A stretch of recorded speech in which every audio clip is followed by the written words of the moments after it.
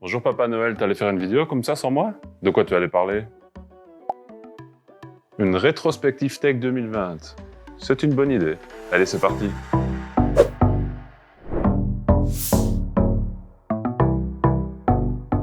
On va commencer par les smartphones.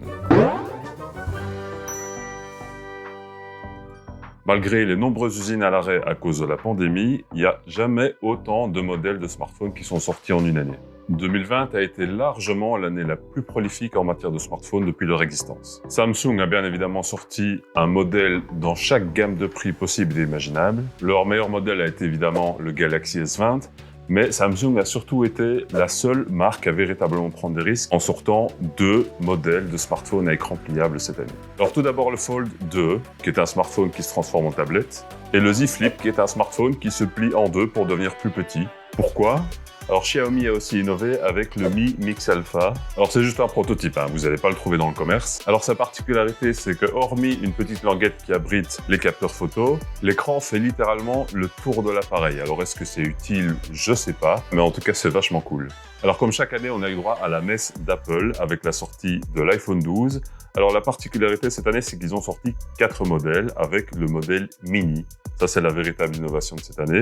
C'est simplement un modèle plus petit, mais donc avec une batterie plus petite et une autonomie qui est quand même relativement mauvaise. Mais je vous ai fait 2 vidéos dédiées, donc je vous mets un lien dans la description. Donc n'hésitez pas à la regarder si ça vous intéresse. Mais avant ça, plus tôt cette année, Apple a sorti l'iPhone SE, qui est l'iPhone le moins cher sur le marché aujourd'hui. Alors on en a parlé ici sur la chaîne aussi, j'ai fait une vidéo dédiée. L'iPhone SE, c'est le moins cher, mais il faut admettre qu'il est pas très joli. Mais c'est pas le physique qui compte. En tout cas, c'est ce que les filles m'ont toujours dit. Et en parlant d'iPhone, justement, une petite anecdote assez rigolote, c'est qu'on a appris cette année que Apple interdisait l'utilisation des iPhones pour les méchants dans les séries et dans les films. Mais ça peut complètement te spoiler la fin d'un film, en fait. Ah non, lui, c'est pas le tueur, il a un iPhone. Et pour rester un petit peu dans le sujet, Apple, cette année, a décidé de sortir Android.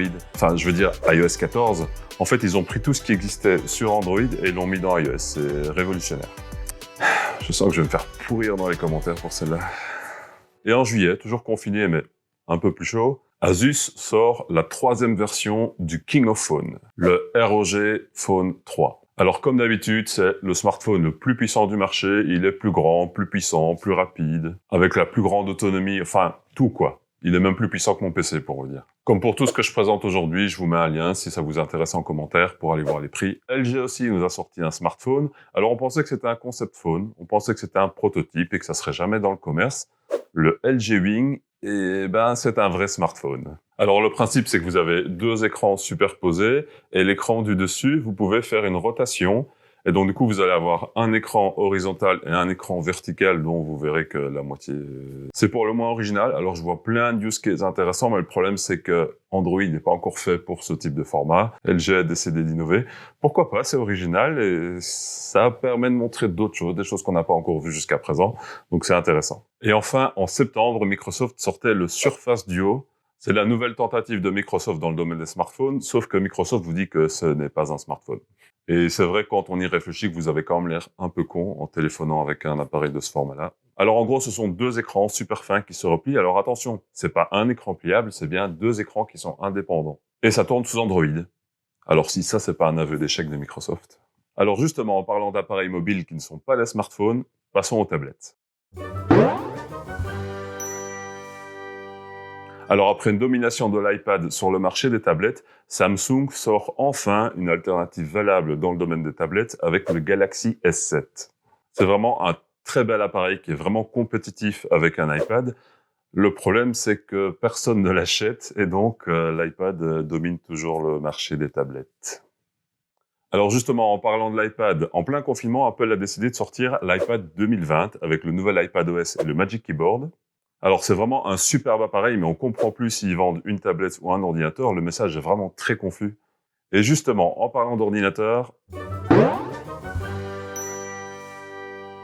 Alors on va rester encore une petite seconde sur Apple, parce que Apple nous a épaté avec sa râpe à fromage qui ressemble à un Mac. Ou bien c'est peut-être l'inverse, je me souviens plus trop. Enfin, un Mac puissant et modulaire pour les pros. Mais son problème, c'est que la version de base démarre à 6 500 € et les composants sont vraiment pas impressionnants, il est vraiment pas très puissant, surtout pour le prix.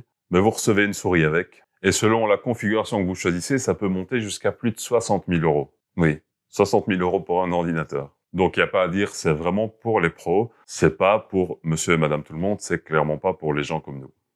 Dites, pour la config à 60 000 boules, je reçois un clavier au moins? Ah, ok, quand même. Et pour les roulettes, c'est 500 euros en plus, c'est ça, pour 4 petites roulettes, 500 euros. Ok, donc 125 euros par roulette. Hein. Bon, écoutez, 60 000 boules, je suis plus à 500 euros près. Hein. Allez-y, mettez-les avec. Alors, c'est difficile de parler de 2020 sans parler de la descente aux enfers de Intel. Alors, ça a commencé par Zen 3, la nouvelle architecture de processeurs de AMD qui enterre littéralement tous les CPU de Intel, et en plus, ils sont moins chers.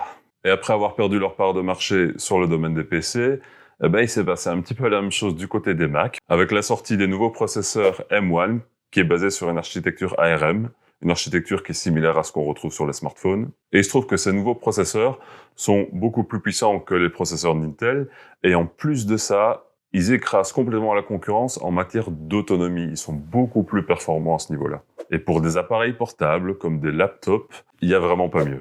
Et donc, du coup, c'était vraiment une très mauvaise année pour Intel. Donc, je ne sais pas comment ils vont récupérer dans les années à venir. Peut-être qu'ils peuvent se lancer dans la fabrication de fours à micro-ondes. Ouais. Je pense que là, il y a une idée. Et enfin, en matière de cartes graphiques, Nvidia a annoncé la série des RTX 3000, ces nouvelles cartes graphiques qui sont plus performantes, qui ont un nouveau moteur de ray tracing et qui ont un prix qui est vraiment très maîtrisé, à tel point que tout le monde a voulu les acheter, qu'elles sont en rupture de stock partout. C'est impossible d'en trouver une aujourd'hui. Suite à quoi, on a vu AMD sortir aussi ces nouvelles cartes graphiques. Alors, elles sont un petit peu moins bien, mais on les trouve pas non plus. Alors, Intel s'y est aussi essayé cette année, mais on va pas s'acharner sur une bête à l'agonie, on va simplement pas en parler. Les fabricants d'appareils photo et caméras ont vraiment excellé cette année. Ce secteur a fait un bond en avant assez incroyable. Et ça a démarré avec Canon qui a annoncé son R5, le premier appareil hybride à pouvoir filmer en 8K. Tout le monde ne parlait que de ça à l'époque. Le problème, c'est que maintenant, on sait que l'appareil surchauffe et donc il est vraiment pas idéal, sauf si vous voulez filmer des petites séquences de 10 minutes. Mais c'était vraiment les premiers à faire ce genre de choses sur un appareil aussi petit. Et suite à ça, Sony a sorti son Alpha 7 S3. Celui-ci ne se contente que de la 4K, mais fait tout tellement mieux que c'est un meilleur appareil pour la plupart des gens. Je vous mets un lien en description si ça vous intéresse. Et Blackmagic, comme à son habitude, a sorti des modèles qui sont plus orientés cinéma, avec une petite caméra qui filme en 6K, et alors une plus grande, le R5 Mini Pro, qui est vraiment une caméra exceptionnelle, qui filme en 12K, ce qui était du jamais vu, et qui coûte que 10 000 $. Alors, 10 000 $, ça paraît beaucoup pour la plupart d'entre vous, mais il faut savoir que normalement, une caméra qui filme en 12K, ça coûte des dizaines de milliers d'euros. 50, 60, 100 000 euros, ce sont vraiment des prix qui sont hallucinants. Et ici, vous avez pour 10 000 $, donc c'est un prix qui est abordable pour des professionnels, hein, j'entends bien pour des professionnels, et qui filment en 12K avec une qualité d'image qui est vraiment exceptionnelle. Ce sont vraiment de bons appareils. Donc je suis pas prêt d'utiliser ce type d'appareil pour ma chaîne YouTube. J'aimerais bien, mais bon, soyons réalistes. En matière d'audio, Sony a sorti le meilleur casque à réduction de bruit de cette année, le WHCH. Il s'agit du WH-1000XM4. Il est solide, il est compact, il a un superbe son, il a la meilleure réduction de bruit du marché. Enfin, il a énormément de qualité. Vous pouvez pairer plusieurs appareils dessus. C'est vraiment le meilleur casque audio aujourd'hui sur le marché. Je vous mets un lien en description si vous intéresse. Et ensuite, vous allez me dire que je m'acharne sur Apple aujourd'hui, mais on dirait qu'ils le cherchent. Ils viennent de sortir très récemment leur AirPod Max. Il s'agit d'un casque audio qui a pour principale caractéristique de coûter 629 euros. Parce que hormis le prix, qui est vraiment excessif, ils ont vraiment rien de spécial. Moi, je les trouve plutôt moches. La qualité de son est bonne, mais au niveau de ce qui se fait ailleurs. La réduction de bruit est pas mal, mais en deçà de ce que fait Sony. Ils sont pas waterproof, ils sont pas très solides. Bref, le casque de Sony que je vous ai présenté juste avant est mieux en tout point, et en plus il coûte la moitié du prix.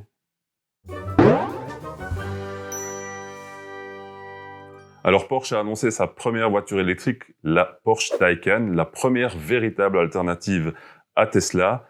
Alors, le prix démarre à 100 000 $ et va largement au-dessus des 200 000 $. Je vous mets un lien, non je déconne. Mais celle qui me fait vraiment de l'œil, c'est le nouveau Hummer EV. Oui, un Hummer électrique Alors ces deux mots Hummer et électrique normalement vont pas du tout ensemble. On parle vraiment d'une grosse voiture qui consomme énormément de carburant, qui est vraiment connue pour ça. Mais cette voiture me fait vraiment de l'œil, elle m'intéresse vraiment. Mais malheureusement, elle coûte aussi plus de 100 000 $ comme la Porsche. 2, 4, 6, 8, 8,50. Ce sera pas pour cette année. Alors 2020 était aussi une excellente année pour le gaming. Alors hormis les cartes graphiques que je vous ai présentées un petit peu plus tôt, on pense naturellement au cloud gaming qui a pris énormément d'ampleur cette année. Après Google qui a fait un flop à la sortie de Stadia, qui finalement n'apporte pas grand-chose de plus aux joueurs que ce qui existait déjà à ce moment-là. Parce que les joueurs sont obligés finalement de racheter les jeux spécifiquement pour Stadia, même s'ils les ont déjà. Et ces jeux vont fonctionner que sur Stadia. Enfin, personnellement, moi, je comprends pas trop l'intérêt. Nvidia s'est aussi lancé dans le cloud gaming avec GeForce Now.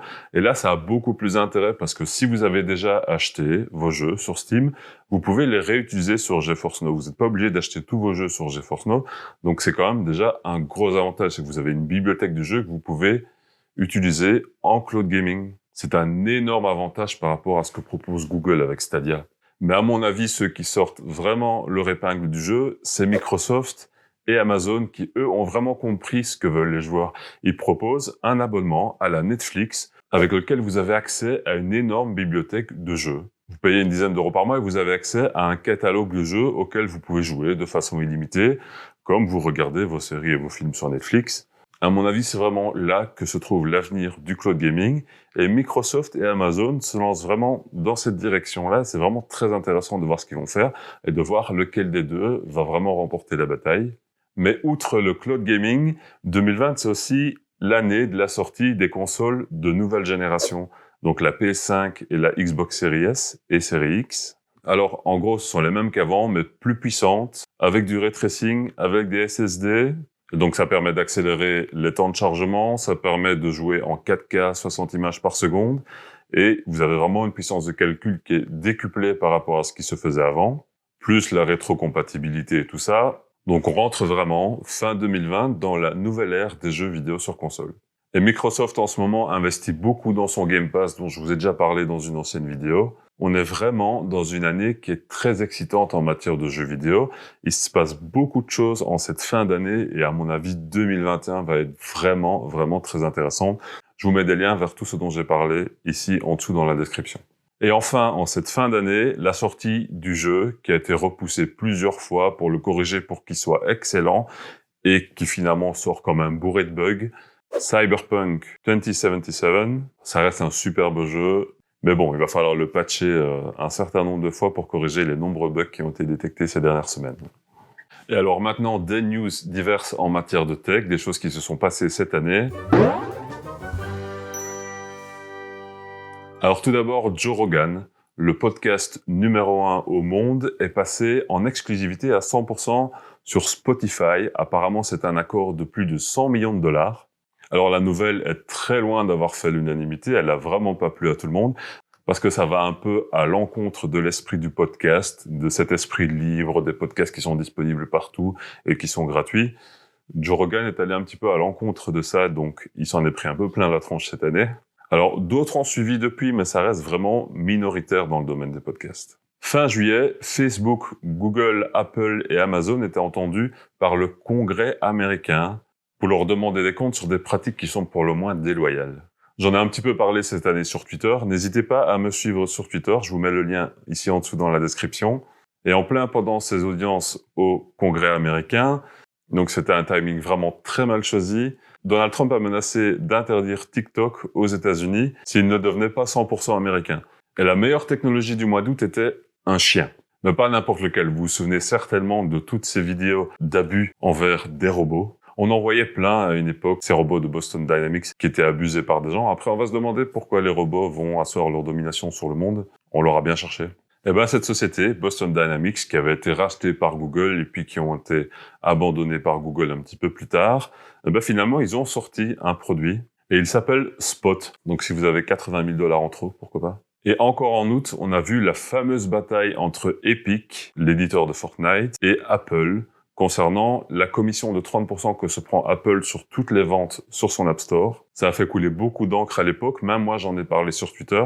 Encore une fois, n'oubliez pas de me suivre sur Twitter. Je me demande vraiment ce qu'on va nous concocter pour 2021, mais je suppose qu'on en parle dans un an. Donc abonnez-vous, cliquez sur la cloche, mettez un petit like comme d'habitude et bonne semaine tech à tous. Ou bonne année tech, c'est ça que j'aurais dû dire. Bonne année tech à tous. Ciao.